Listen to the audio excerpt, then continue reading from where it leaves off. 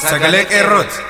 Sagaleen qeerroo torbaanitti guyyaa 3 diddaa uummata Oromoo fi saboota cunqurfamoo impaayera biyyattiin mara akkasumas shira mootummaa abbaa irree wayyaanee kan gabaasu. Kun sagalee qeerrooti.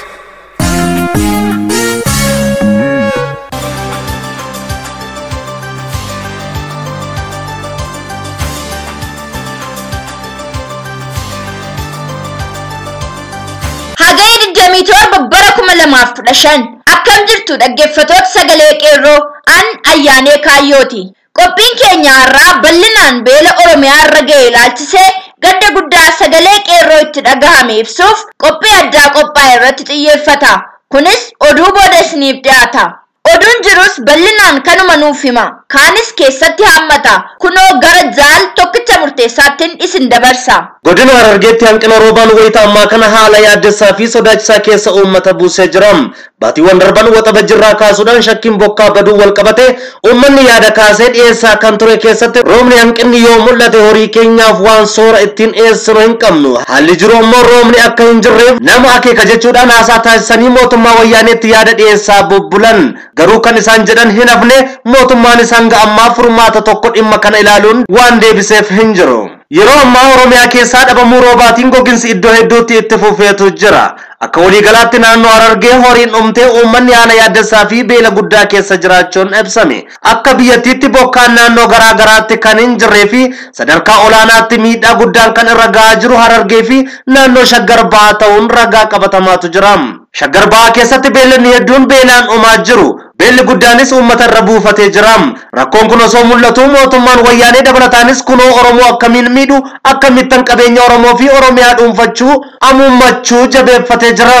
Kun akka biyyattiitti haala sodaachisaa keessatti nama gata. Bokkaan as dhiyootti yoo hin roobu ta'e beelli jabaanis uummata irra gahuu keessatti namni sadarkaa wal nyaachuutti deemaa kan jedhan naannolee garaa garaatti sodaa fi yaaddoo kanatu ol ka'ee dubbatamaa jira.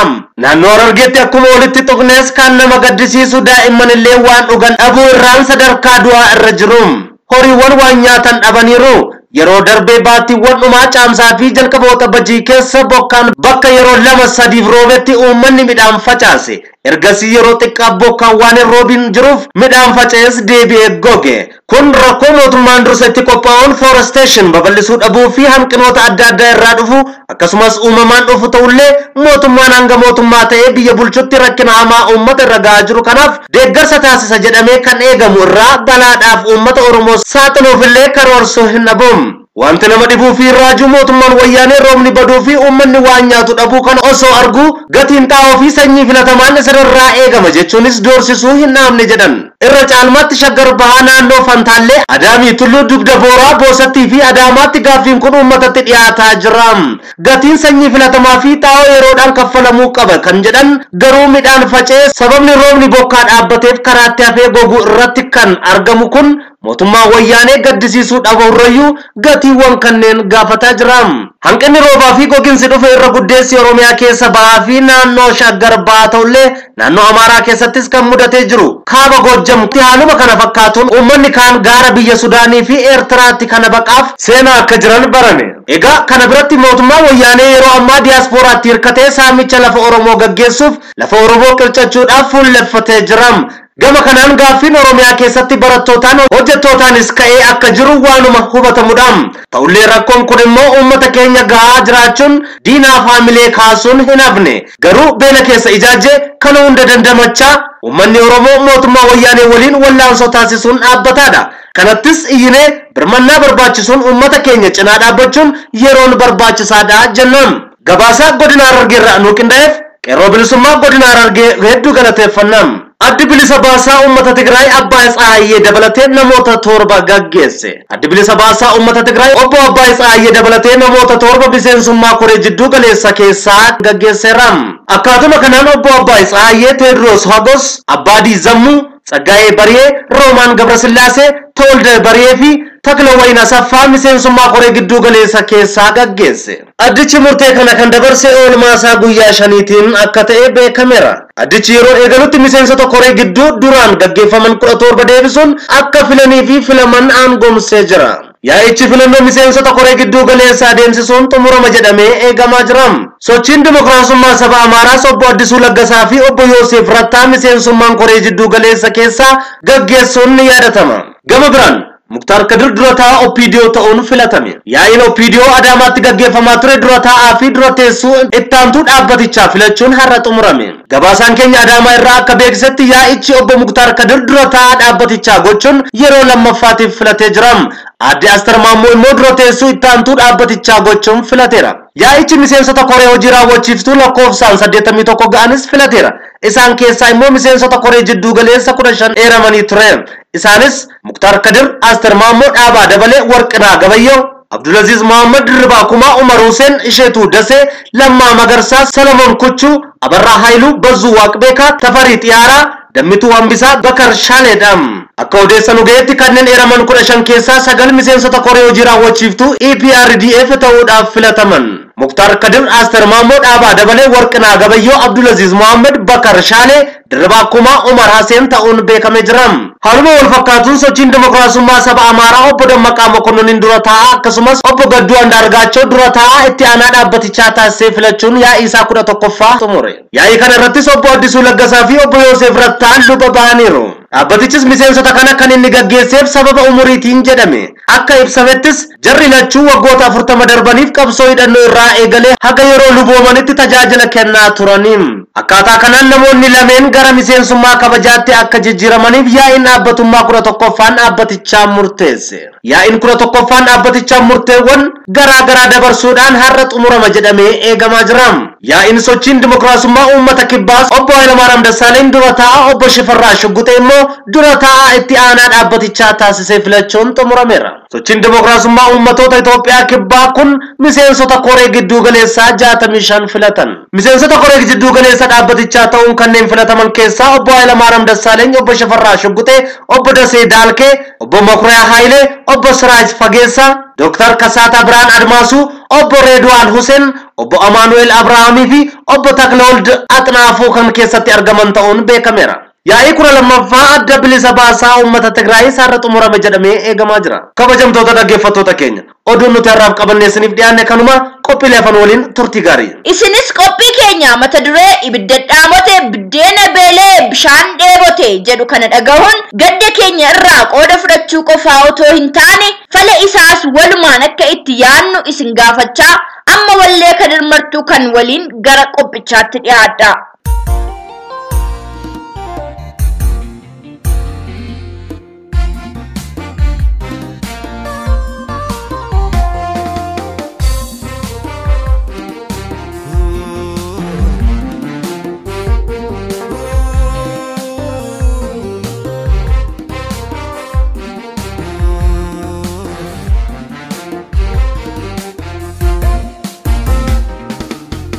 Jirtana fayyuma ya jolle biyako nagan sinifata ya opaleyaneko wainke sankuno damase kalbiko funkunate yanni keisanu kese kanoko rurudir kamsese laminko godane biya salakese wani gabruman goti baye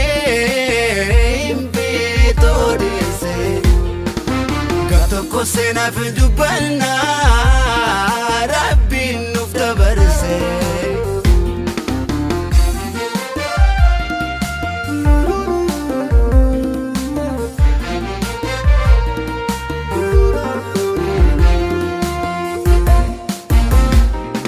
Harmen di sedira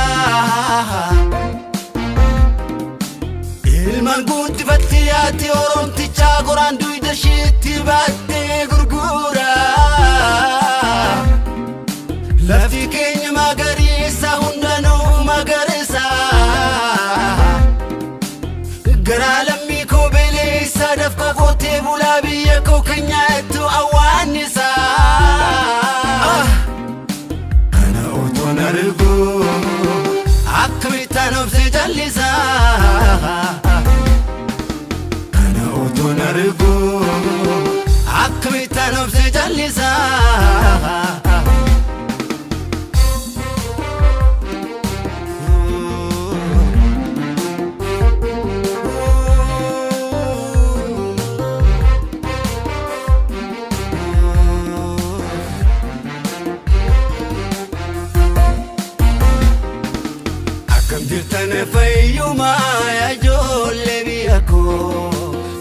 Sinifatau ya obboleeyyaneko waan keessan kunoo dhamaase qalbiiko fonkonyaatti yaanni keessan keessa qaamako rorroo dirqamsiise lammiin koo godaane biyya isaa lakkiise wanni gabrummaan nu gooti baay'ee hin bitoodheesse toko sena fedubana rabbi nuf dabarse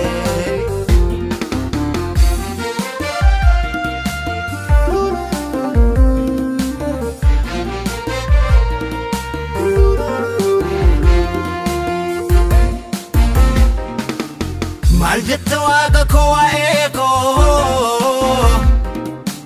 mega tumrate bu analate ayotan gurkudan biyako shamarran dargaggo babbareedo mega wareegame barataan biyako osoo je'ee falmuu mirga lammiiko kana otoon argu akkamitti nafsi jallisaa kana otoon argu akkamitti nafsi jallisaa ibidda dhaamote biddeena beelee bishaan dheebote.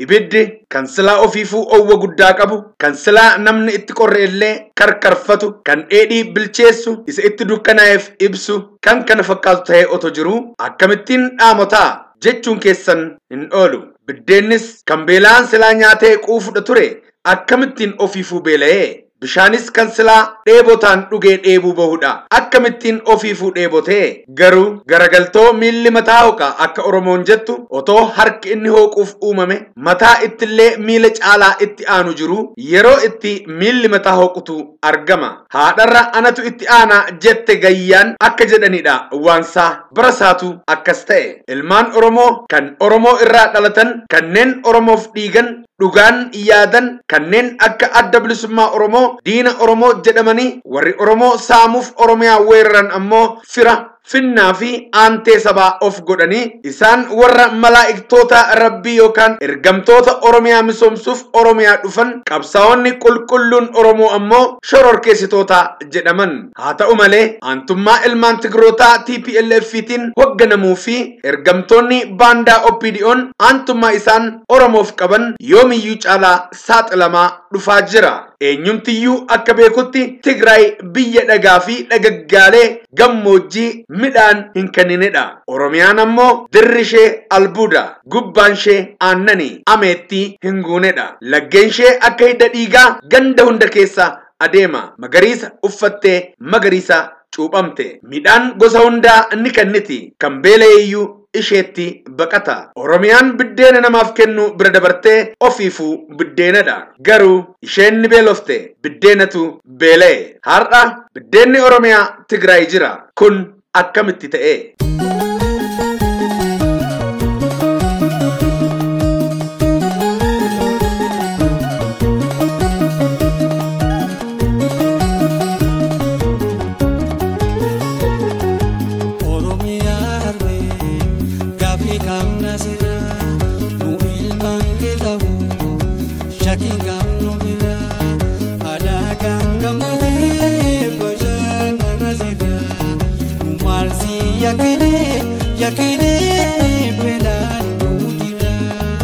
biyyittii har'a Itoophiyaa jedhamtu kana durii qabee kan nyaachisee jiraachisu Oromiyaadha. Magaalota hundaa biyyattii keessatti argamaniif kan midhaan dhiheessu Oromiyaadha. Kunis lafoota qonnaa qonnaan bultoota keenyaa fi lafoota qonnaa mootummoota abbaa irree biyyattii bitaa turaniin kan qabame turee fi jiru Oromiyaa keessatti argamu irraa kan argamudha. Yeroo har'aa lafoonni qonnaa guutuu biyyattii jiraachisuu bira darbanii investimentii sharafa biyya alaatiif oolaa jiran harka irra caalaan yookaan guututti jechuun danda'ama kan argaman Oromiyaa keessattidha. Haa ta'u iyyuu malee lafoonni qonnaa kun hundi isaaniiyyuu kan qabatamanii jiran investoroota qonnaa abbootii qabeenyaa Tigrootaan qofa akka ta'e kan qalbii qabu hundi akka hubatuu fi hubattu barbaachisa.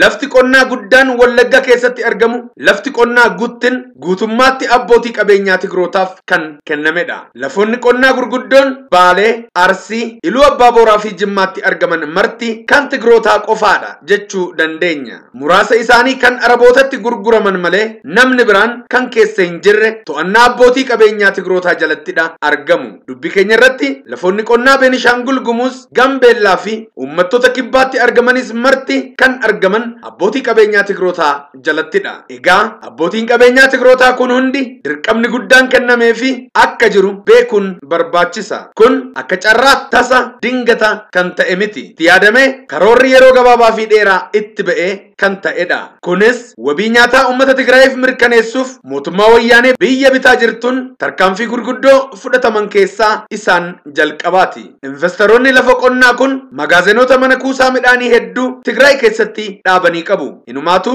mana kuusaa isaaniitillee giddugala biyyattii Finfinnee keessa hin goone. Sududumaan Tigraay keessadha godhanii geessanii dhaabbatan. Isaan kun achi keessaa baasuun gatii gadi aanaadhaan gatii uummanni Oromoollee itti argachuu hin dandeenyeen uummata Tigraayiitiif dhiheessaa jiru. Akkaataa kanaan biddeenni Oromoo Tigraayitti galeeti Oromiyaan beelotee Tigraay quufaan bulaa jira.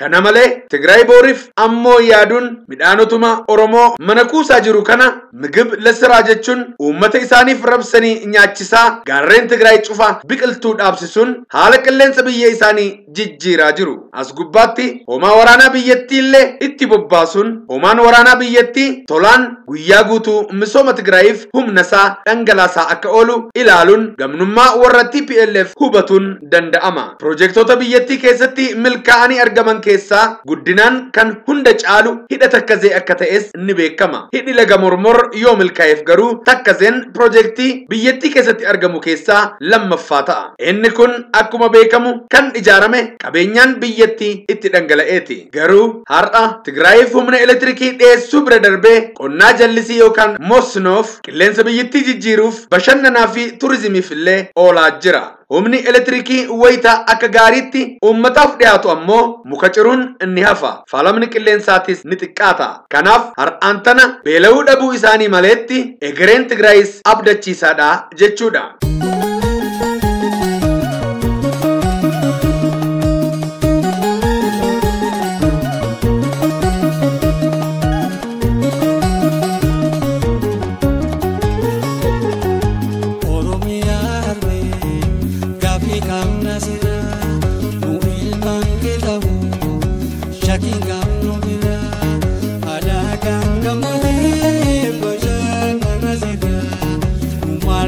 Yakini, yakini, Oromiyaa keessatti garuu bosona Baalee, gaarreen Cilaaloo fi bosonoota Shaggar Dhiyaa fi Wallaggatti wayyaaneetiin gubatan ammoo hin dagatina. Kun Oromoo fi Oromiyaa beelessuu fi hiyyoomsuuf humna dhabsiisuun waa'ee qoonqoosaa malee waa'ee biraa akka inni hin yaanne gochuuf wayyaaneen ta'e jettee kan hojjechaa jirtu ta'uu nuuf mirkaneessa. Har'a Harargee keessatti, Baalee Bahaa, Arsii fi Borona keessatti uummanni Oromoo beela'ee akka baalaa harca'aa jira. Addunyaan Oromoo beeladoonnii fi bineensonni bosonaa qabeenyaan uumama isaa illee Oromoo wajjin goggogee harca'aa jira. Kanaafidha egaa wanni bilisummaa jennee boonyuuf. Bilisummaan hin jiru taanaan jiidhaan ni goggoga, quufaan ni beelaa. Bilisummaan jiraannaan ammoo beelaan ni quufa, goggogaan ni jiidha. Bifti bilisummaa fi gabrummaa maal akka fakkaatu as keessatti arguu dandeenya.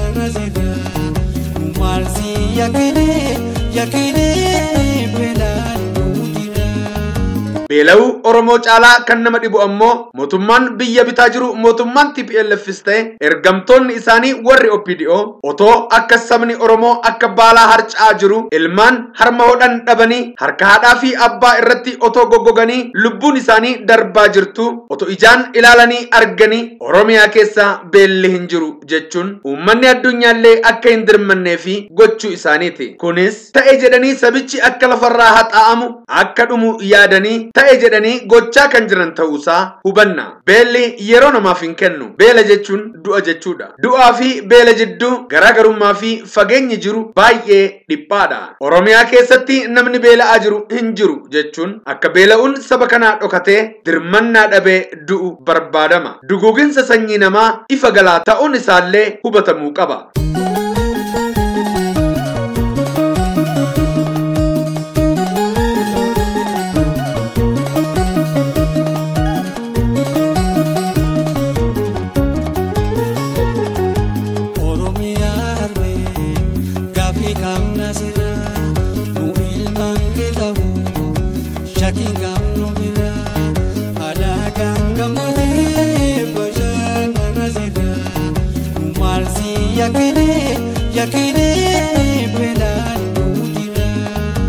Akkuma olitti ibsuuf yaalletti Oromiyaan biddeenadha. Keessaafuu biyyoon Harargeefaa ammoo akkaataa afaan saayinsiin biyyoo aliivoyaal jedhamu biyyoo hunda caalaa gabbattuu fi albuuddaan faayidaa qabeessa ta'an kan of keessatti qabatedha. Haa ta'uyyuu malee akkuma argaa jirru har'aan tana ni beela'e. Biddeenatu beela'e kan jenneefis kanumaafi. Akkasumas Oromoon saba hayyoota gurguddoo qabu akka ta'e eenyullee hin haalu. Beekumsi ammoo bilchinadha. Isa dheedhiillee ni bilcheessa. Har'a garuu hayyootiin Oromoo saba isaaniif jiraachuufillee mirga dhaban. Diina Oromoo fi shororkeessitoota jedhamuun ajjeefaman. Kaanis biyyarraa godaanan. Kanneen biyya keessa jiranis dhiphinaa fi sodaan ukkaamamanii bulan. Kaanis kunoo mana hidhaa wayyaanee keessatti lubbuun isaanii darara olaanaa irra gahuun bahaa jira. Kaawwan yuunivarsiitii keessatti ajjeefamu. Hojii fi barumsa irraa arihatamu. Beekumsi humna guddaa yookaan ibidda saba isaallee beekumsaan bilcheessuudha ture. Garuu har'a Oromiyaa keessatti ibiddatu dhaamote kan jenneefis kanaafidha.